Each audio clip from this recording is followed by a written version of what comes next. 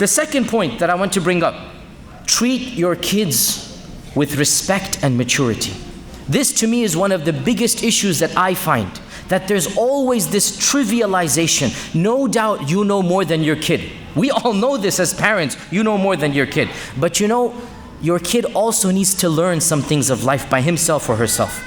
Treat them with an element of maturity and realize that in our Sharia, a child becomes an adult at the age of 13 or 14.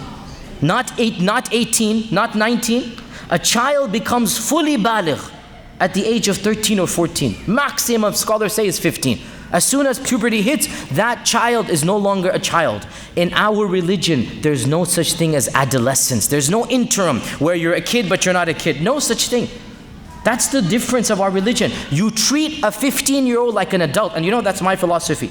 Any person who's 15 or above, I talk to them like an adult, I treat them like an adult, and sometimes they're a bit shocked because they're not used to that treatment. Because these 15, 16 years old are treated like kids, they act like kids. They act like kids because we treat them like kids.